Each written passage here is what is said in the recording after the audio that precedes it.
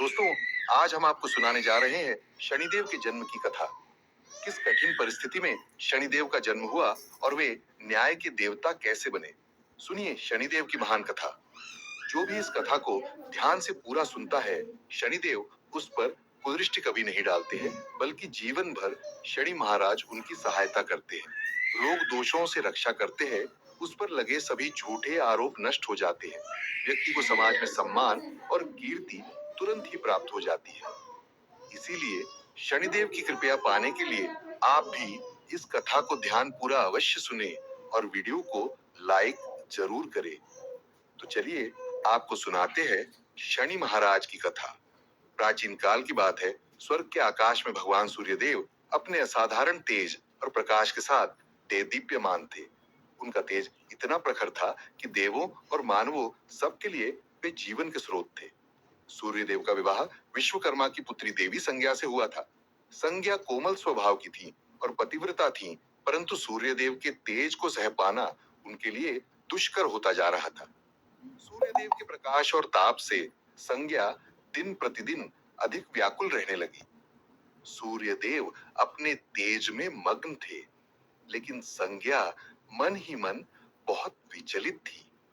एक दिन सूर्यदेव ने संज्ञा से स्नेह पूर्वक पूछा, देवी, तुम इतनी चिंतित और थकी थकी सी क्यों दिखती हो? संज्ञा में साहस नहीं था कि वह सूर्यदेव से अपनी व्यथा को कह सके, परंतु मन में वह लगातार सोच रही थी कि सूर्य के तेज को कैसे सहन किया जाए या कम किया जाए। समय के साथ संज्ञा ने सूर्यदेव के 3 संतानों को जन्म दिया। 2 पुत्र वैवस्वत मनु एवं यमराज और एक पुत्री यमुना।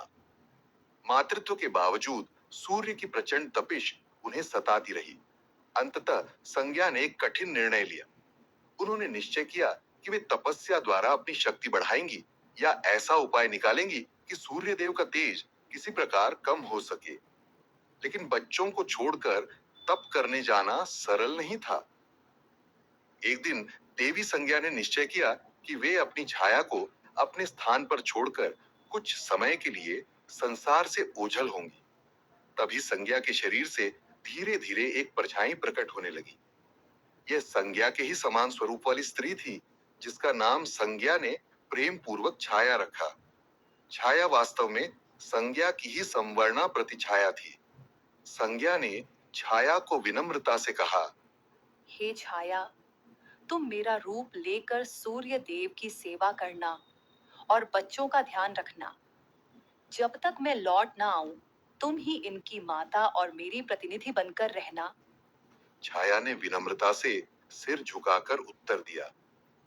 आप निश्चिंत रहें देवी, मैं आपके धर्म का पालन करूंगी। परंतु यदि कोई समस्या आई तो? संज्ञा ने गंभीर स्वर में कहा, यदि कोई बड़ी विपत्ति हो तो मुझे स्मरण करना, मैं तुरंत उपस्थित हो जाऊंगी। किंतु ध्यान रहे, सूर्य देव को हमारे अंतर की भनक न लगे। छाया ने वचन दे दिया।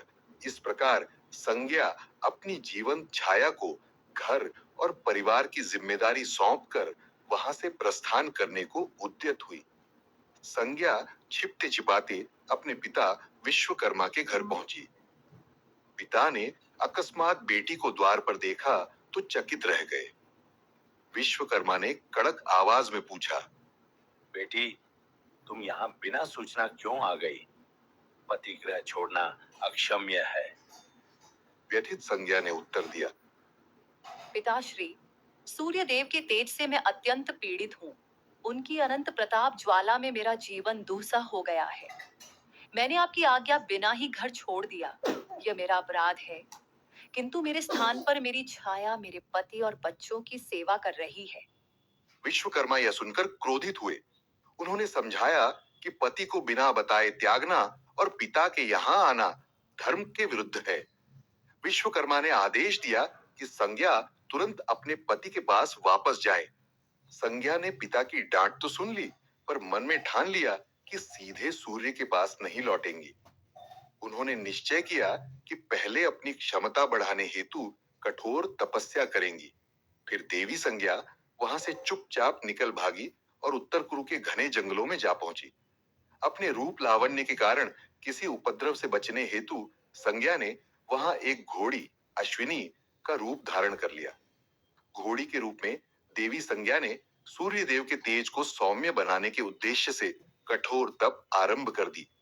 वह घोर तपस्या में लीन हो गई। सूर्योदय से सूर्यास्त तक अनवरत ध्यान, ना दिन में अन्न ग्रहण, न रात में विश्राम।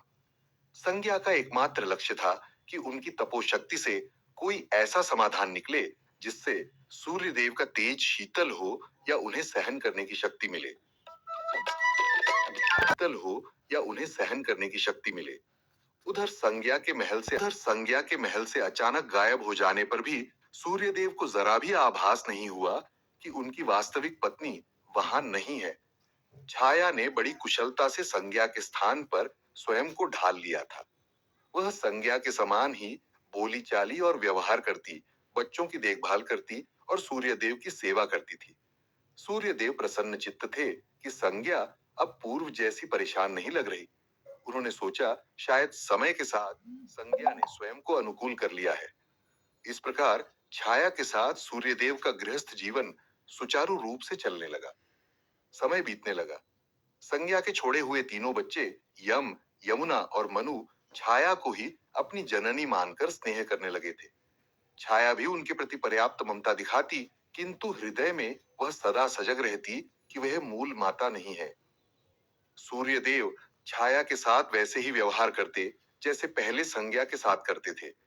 छाया मन ही मन देवताओं के देव महादेव शिव की परम भक्त थीं। संज्ञा के वचन के अनुसार वह तन मन से सूर्य देव की सेवा तो करती, पर हृदय में भगवान शिव की आराधना प्रतिपल चलती रहती। कुछ समय बाद छाया एक दिन अप्रत्याशित रूप से स्वयं को गर्भवती अनुभव करने लगी। सूर्यदेव के तेज से वह गर्भ काफी ऊर्जावान था। छाया ने मन ही मन भगवान शिव को स्मरण किया और निश्चय किया कि वह इस गर्भस्थ शिशु के लिए कठोर तप करेगी ताकि बालक को शिव की कृपा प्राप्त हो और कोई अनिष्ट न हो। अब छाया प्रतिदिन सूर्य लोक में रहकर भी घोर तप का पालन करने लगी। गर्भवती होने के बावजूद छाया प्रातःकाल सूर्य की पहली किरण के साथ उठती और भगवान शंकर का ध्यान करती। तेजस्वी सूर्य की किरणें सीधे उनके शरीर पर पड़ती, पर छाया उन किरणों की परवाह किए बिना भूमि पर नंगे पैर खड़ी होकर भगवान शिव का नाम जपती रहती। उनका यह कठोर व्रत कई दिनों तक निरंतर चलता रहा। छाया के इस अटल तप और निर्जल व्रत का प्रभाव उनके गर्भ पर भी पड़ा। सूर्य देव की तीक्ष्ण किरणें सीधी गर्भस्थ शिशु पर पड़ रही थीं। ऊपर से माता अन्न जल बिना तपस्यारत थीं। इस दुआसह साधना के परिणाम स्वरूप गर्भस्थ शिशु का वर्ण धीरे धीरे अंधेरे के समान काला होने लगा, मानो माँ की तपस्या की तपिश और सूर्य की गर्मी ने मिलकर उस बालक को श्याम वर्ण प्रदान कर दिया हो। हालांकि छाया को इसका भान नहीं था। वह तो अपनी साधना में लीन थी और गर्भ की रक्षा व शिशु की शक्ति के लिए शिव से प्रार्थना कर रही थी। समय आने पर छाया ने एक पुत्र को जन्म दिया। उस नवजात बालक ने जन्म लेते ही झोर की क्रंदन ध्वनि के साथ अपनी उपस्थिति दर्ज कराई। यह बालक औरों से भिन्न था। उसका शरीर एकदम श्याम काला था, आंखें तीक्ष्ण थीं और मुख पर अजीब सा तेज था। सूर्य देव को जब समाचार मिला कि पुत्र का जन्म हुआ है, तो वे प्रसन्न हुए और उत्सुकता पूर्वक शिशु को देखने आए। जैसे ही सूर्य देव की दृष्टि बालक पर पड़ी, उनका मुख आश्चर्य और असमंजस से खुला रह गया। ये क्या है? इसका रंग इतना काला क्यों है? सूर्यदेव के मुख से अनायास निकला। नवजात शिशु का श्याम वर्ण देखकर सूर्य को आश्चर्य हुआ और तुरंत ही उनके मन में संशय के बादल घिर आए। उन्होंने मन में सोचा कि उनकी तेजस्वी रक्त सेना वंश में ऐसा काला बालक कैसे जन्म ले सकता है। पल भर में प्रसन्नता क्रोध में बदल गई। सूर्यदेव की भ्रुकुटी तन गई और आंखें लाल हो उठी। छाया उनके मनोभाव समझकर घबरा गईं। उन्होंने शांत स्वर में समझाना चाहा। हे देव, बालक का वर्ण संभवतः मेरे कारण श्याम हुआ है। गर्भावस्था में मैंने कठोर तप किया, भोजन भी नहीं किया। शिशु पर शायद उसी का प्रभाव पड़ा है। पर क्रोध में अंधे हो रहे सूर्य देव पर छाया की बातों का कोई असर नहीं हुआ। सूर्यदेव एक कदम आगे बढ़ाए और गर्जना करते हुए बोले, झूठ मत बोलो। तुम्हें लगता है मैं अज्ञानी हूँ? अवश्य ही यह मेरा पुत्र नहीं है। निश्चित ही तुमने मेरे पीठ पीछे कोई छल किया है। सूर्यदेव ने भरी सभा में अपनी पत्नी पर पराये पुरुष से संबंध का घिनौना आरोप लगा दिया। छाया यह सुनकर सन्न रह गई। उनके नेत्रों से अश्रुधारा बह चली। उसने हाथ जोड़कर सूर्यदेव को विश्वास दिलाने की चेष्टा की। स्वामी, ऐसा अनर्थ मत कहिए। मैंने सदा आपकी सेवा की है, आपका अनादर कभी नहीं किया। यह बालक आपका ही अंश है। लेकिन सूर्यदेव क्रोधांध थे। उन्होंने दासी सेवकों को आदेश दिया, इस स्त्री को और इसके काले बालक को महल से दूर ले जाओ। मैंने इसे अपना मानकर भूल की। सूर्यदेव ने नवजात को स्वीकारने से इनकार करते हुए छाया को तिरस्कार पूर्वक त्याग दिया। अपने ही पति के मुख से ऐसे कठोर वचन सुन छाया को मानो वज्रपात सा हुआ। उनकी आंखों से आंसू बहने लगे। उधर नवजात शिशु, जिसे अपमान का पूरा आभास तो नहीं था, लेकिन मां के हृदय विदारक रुदन ने उसे व्याकुल कर दिया। वह भी जोर जोर से रोने लगा। तभी सूर्यदेव ने क्रोधित नजरें उस बच्चे पर डाली। उनकी आंखों में अब भी संदेह और घृणा थी। आश्चर्यजनक रूप से उसी क्षण बालक ने रोना बंद कर दिया और धीरे से अपनी आंखें खोल दी। उस शिशु की कोमल आंखों में अचानक एक भीषण अग्नि सी दैवी ज्वाला प्रकट हुई। यह बालक साधारण नहीं था। वह जन्म से ही तपस्विनी माता की शक्ति लेकर आया था। उसने अपलक अपने पिता सूर्यदेव की ओर घूर कर देखा। जैसे ही शिशु की क्रोधित दृष्टि सूर्यदेव पर पड़ी, सूर्यदेव तीव्र पीड़ा से चिल्ला उठे। उनकी स्वर्णकांत देह मानो कोयले सी काली पड़ने लगी। उस दग्ध दृष्टि का प्रभाव इतना भयंकर था कि सूर्यदेव का संपूर्ण शरीर काला पड़ गया और उनका तेज मंद होते होते अंततः बुझसा गया। चारों ओर अंधकार छा गया, मानो सूर्यास्त के बाद अंधेरी रात उतर आई हो। सूर्यदेव के रथ के घोड़े भी एकदम थम गए। सूर्य का दिव्य रथ आकाश मार्ग में रुक गया। इस अप्रत्याशित घटना से संपूर्ण सृष्टि में हाहाकार मच गया। दिन में ही तमिसरा अंधकार फैल गया। प्राणी भयभीत हो उठे। देवताओं ने चिंतित होकर इधर उधर देखना शुरू किया कि सूर्यदेव को क्या हो गया है। सूर्यदेव अत्यंत व्यथित थे। उनका उज्जवल स्वरूप नष्ट हो चुका था और उनके अश्व आगे बढ़ने को तैयार न थे। उन्हें तभी अपनी भूल और कठोर शब्दों का आभास हुआ। अंधकार में घिरे सूर्यदेव को अपनी गलती पर ग्लानि होने लगी। वे समझ गए कि जिस बालक को उन्होंने ठुकराया है वह साधारण नहीं बल्कि अत्यंत शक्तिशाली है। अपने अपमानित पुत्र और पत्नी को देख उन्हें एहसास हुआ कि क्रोध में उन्होंने अक्षम्य कार्य किया है। विवश होकर सूर्यदेव ने आर्त स्वर में त्राहि पुकार लगाई, हे महादेव, मेरी सहायता करें। मुझसे भारी भूल हुई है।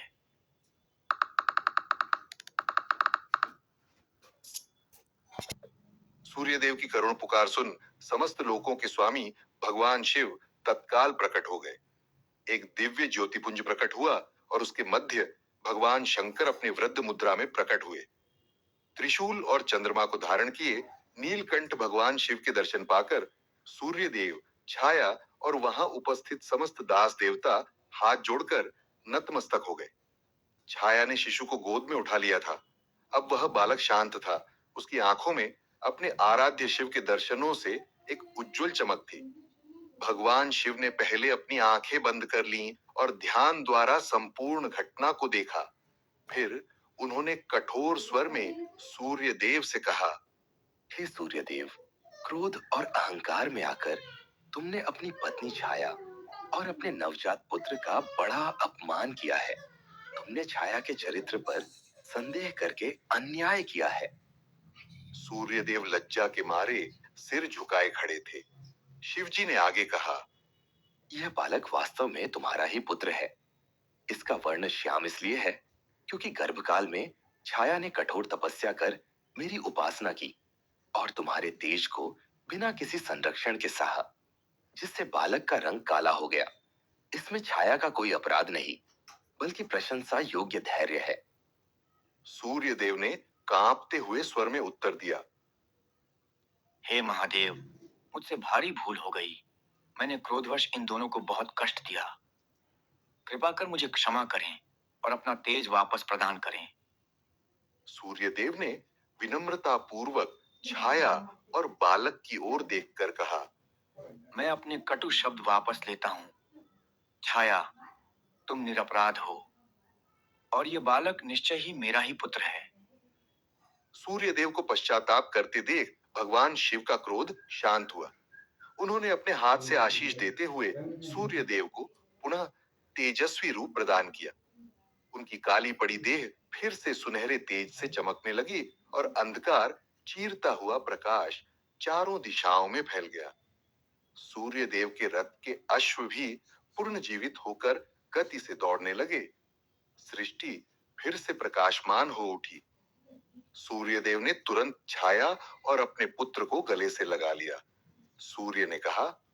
छाया, तुमने जो तप किया उससे हमारे पुत्र को अद्भुत शक्ति मिली है। मैं तुम्हारा ऋणी हूँ और अपने आचरण पर अत्यंत लज्जित हूँ। छाया के नेत्रों से आनंद के आंसू बहने लगे।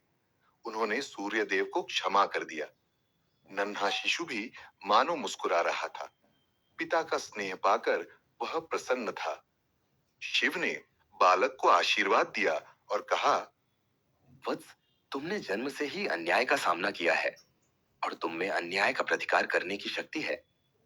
अपनी माता की तपस्या के फलस्वरूप तुम में मेरा अंश समाहित है। मैं तुम्हें आशीर्वाद देता हूँ कि तुम लोक में न्याय के देवता के रूप में प्रतिष्ठित होगे। तुम लोगों को उनके कर्मों के अनुसार फल दोगे। पापियों को दंड और सत्पुरुषों को पुरस्कार। सूर्यपुत्र होने के नाते तुम्हारा स्थान आकाश मंडल में नवग्रहों के रूप में होगा। अन्य ग्रहों में तुम्हारा स्थान ऊंचा होगा क्योंकि तुम कर्म फलदाता हो।